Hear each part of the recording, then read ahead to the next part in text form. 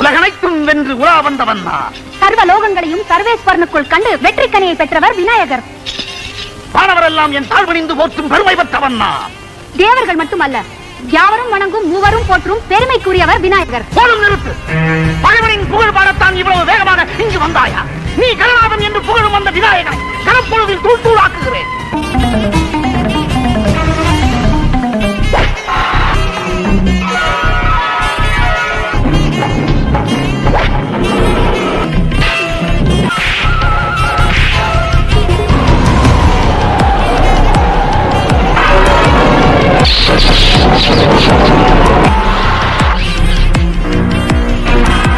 விக்னேஸ்வரா போற்றி, கணபதியே போற்றி, கஜானனா போற்றி. நாரதரே, இது என்ன அற்புதம்!